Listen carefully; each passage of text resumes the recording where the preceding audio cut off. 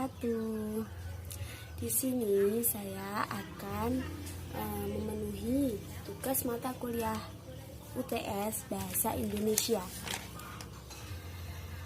Langsung saja. Assalamualaikum warahmatullahi wabarakatuh anak-anak. Mari kita awali pembelajaran dengan bacaan Bismillahirrahmanirrahim. Hari ini Ibu Guru akan menerangkan pembelajaran bahasa Indonesia tentang membaca nyaring. Apa sih itu membaca nyaring? Apakah ada yang tahu? Ya, betul.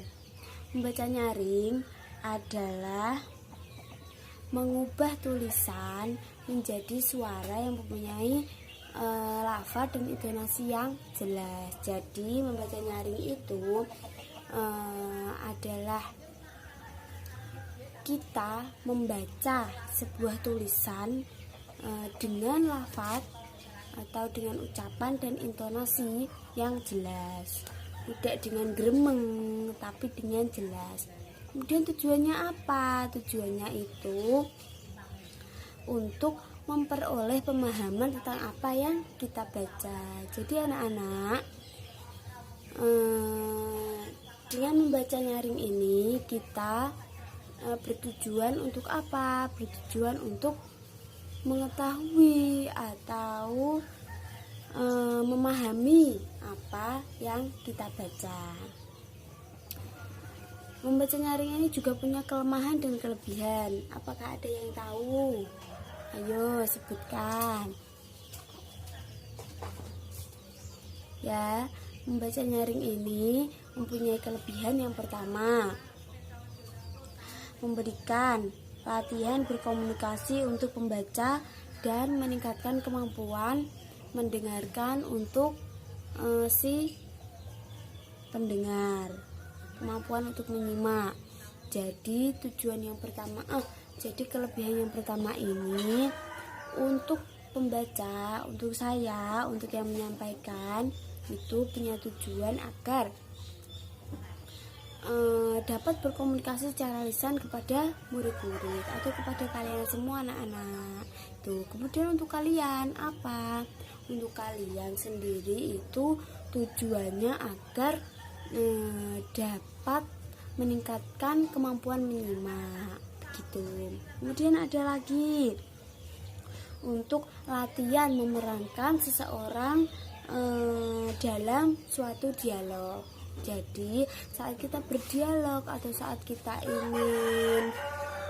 ingin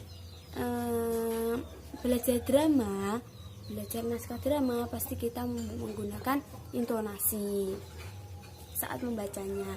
Saat kita ingin marah, pasti kita membaca teks dialog tersebut dengan suara yang lantang, begitu. Saat kita bersedih, kita juga membacanya dengan bersedih. Kemudian kekurangan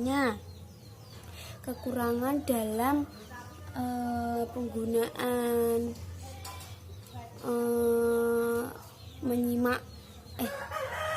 penggunaan membaca nyaring ini, apa kekurangannya?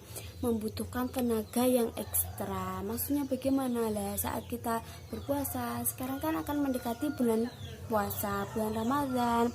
Jadi saat kita berpuasa, kita akan lebih membutuhkan membutuhkan tenaga yang ekstra saat membaca nyaring. Beda dengan membaca di dalam hati, kita hanya membaca di dalam hati dan tidak membutuhkan tenaga seperti itu. Kemudian menimbulkan kegaduhan. Saat satu kelas membaca dengan nyaring atau dengan lantang, pasti akan menimbulkan kegaduhan.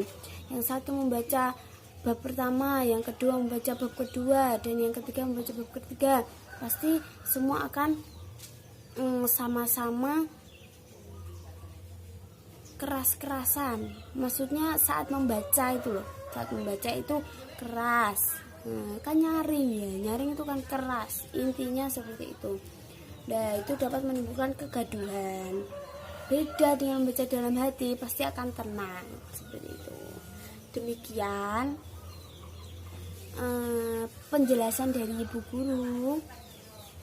Kurang lebihnya Bu Guru mohon maaf. Untuk mengakhiri pembelajaran hari ini, mari kita ucapkan alhamdulillah. Wassalamualaikum warahmatullahi wabarakatuh.